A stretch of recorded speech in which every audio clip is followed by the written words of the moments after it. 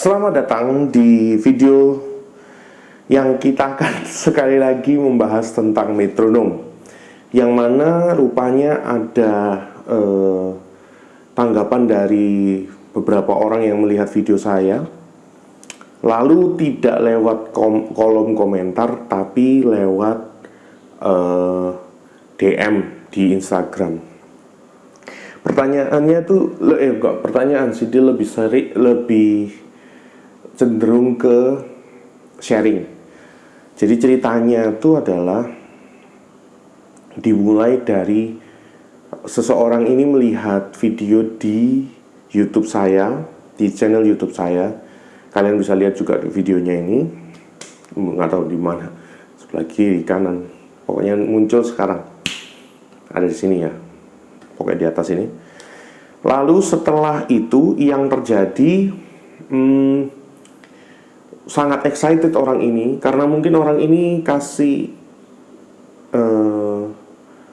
pokoknya dia excited. Setelah excited dia mau aku lupa nih, dia tuh sebenarnya ketua PAW atau ketua musik, saya lupa. Pokoknya ketua PAW kan menaungi dua departemen, yaitu departemen pemimpin pujian dan singer dan departemen musiknya sendiri gitu kan, ada pembedaannya. Tapi lupa ini. Kelihatannya sih ketua pemusiknya. Terus dia sharing ke ketua PAW-nya, iya. Dia terus sharing ke ketua PAW-nya.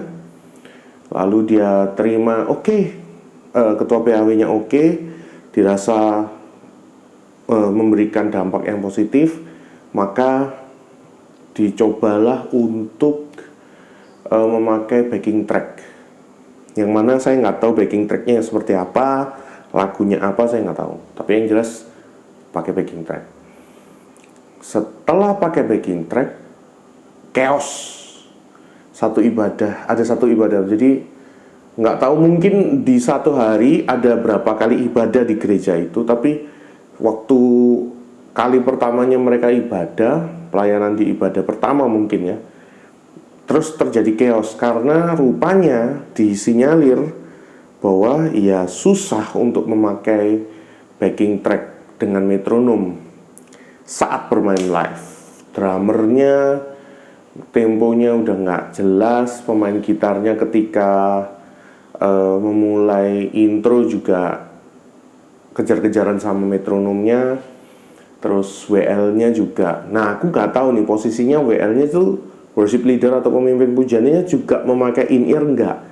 Kalau memakai in-ear berarti dia bisa dengar metronomnya gitu kan. Enggak mungkin metronomnya tuh dipancarkan keluar ke jemaat kan. Cuma hanya di in-ear-nya kita. Gitu sih ya. Terus singkat cerita, nah seperti yang di video saya sebelumnya tentang backing track, saya kan menganjurkan adalah pertama latihan dengan metronom, lalu disuguhkan ke ibadah, baru disuguhkan suguhkan ibadahnya itu hanya metronomnya aja, tanpa ada sequence-nya atau backing track. Setelah itu baru backing track-nya, baru disuguhkan backing track-nya di live gitu, di ibadahnya. Tapi yang terjadi itu bukan kayak gitu. Yang terjadi adalah mundur. Setelah mereka udah pakai backing track, tiba-tiba udah mereka pakai metronom aja. Setelah pakai metronom, terus sama sekali nggak ada metronom di ibadahnya. Nah itu, opini saya adalah sangat disayangkan sekali. Seharusnya terbalik, dimulai dulu dari latihan pakai metronom, di ibadahnya enggak pakai metronom. Sudah settle di latihan dengan metronom, baru ibadahnya pakai metronom. Dua-duanya, latihan dan ibadah pakai metronom, baru di latihan dicoba pakai sequence, tapi ibadah belum, hanya metronom aja. Baru ketika sudah settle di latihan, baru pakai metronom metronom dan sequence di ibadah. Yang perlu diketahui bahwa metronom itu kenapa harus ada, karena di seketikanya kita main pakai backing track, karena supaya kan sequencer tuh atau backing track tuh punya tempo sendiri. Nah, metronom itu menjembatani antara sequencer bertemu dengan pemain musik gitu. Ini metronom nih. Ketika sequencernya jalan atau backing track jalan, nah pemain musik live-nya juga harus berada di kisaran lah, nggak harus tegak lurus gini. Mungkin kisaran agak kesini kayak temponya nggak apa-apa. Tapi kalau terlalu jauh, nah itu chaos. Sehingga nanti kalau ketika kita sudah metronomnya jalan gini enak kan dengan sequence-nya serasi. Tapi kalau sudah agak jauh begini, ini chaos itu pasti terjadi ya. Nah, lebih baik tuh seperti itu karena supaya kenapa sih latihan dulu dengan metronom? Karena supaya membiasakan diri. Terus muncul kata-kata, kalau pakai metronom di ibadah kak, itu kaku mainnya. Iya, awal-awal ketika saya memakai metronom juga kaku, karena kan nggak terbiasa gitu. Tapi paling tidak saya bisa karena terbiasa. Saya mau mencoba, akhirnya terbiasa. Nah, yang sering kali saya pakai teorinya adalah apa ya namanya? Keroyokan, dikeroyok. Jadi misalkan dalam satu band worship di gereja, drum, bass, gitar, keyboard, yang bisa bermain metronom tuh paling tidak 3 orang supaya ngeroyok satu orang yang nggak bisa main dengan metronom itu.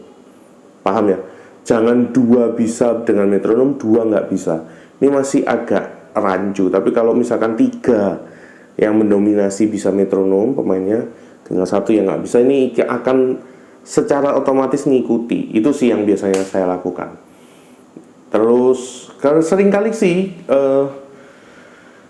orang juga bertanya, emang pakai metronom tuh harus? Enggak harus. Hanya apa yang saya rasa itu baik bagi saya. Boleh dong saya share bahwa kalau kita pakai metronom tuh rapi loh mainnya. Karena kita nggak akan punya pikiran untuk main improve atau kembangan ornamen dikit-dikit kasih kembangan.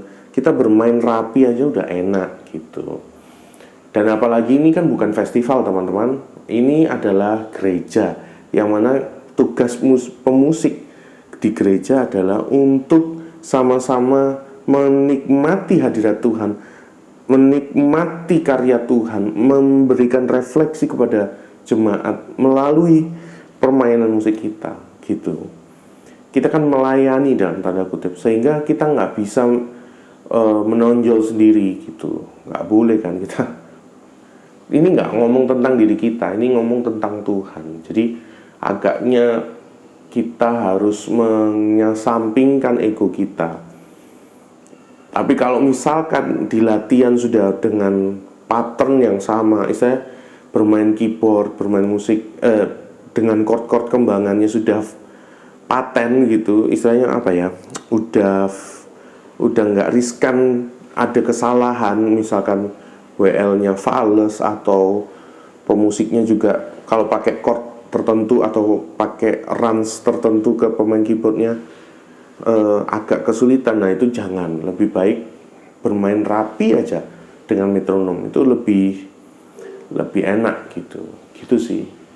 Nah kakunya terjadi karena mungkin para pemusik tidak bisa semua metronom gitu, jadi agak kaku. Mau percaya nggak percaya, pasti di awal-awal kita juga mikir ini tempo kita harus sama. Kita mikirin tempo nih gitu. Pemusiknya pasti akan mikirin temponya nih harus sama dengan metronom awal-awal. Tapi lama-kelamaan jadi terbiasa gitu sih. Itu aja sih dari saya. Terima kasih yang sudah menonton video ini sampai di detik ini, dan terima kasih ketersediaannya bagi mereka yang sudah mendonasikan di barcode OVO saya. Terima kasih banyak. Bagi kalian yang ingin juga mendonasikan, bisa nih kalian scan barcode-nya, nggak tahu di mana, di antara sinilah. Terus terima kasih, seberapapun yang kalian berikan itu sangat berarti bagi saya. Dan terima kasih untuk terus mensupport saya dengan like dan subscribe. Dan juga kalau menurut kalian video ini bagus, kalian bisa share ke orang lain. Kita sama-sama berbagi kebaikan. Oke, terima kasih.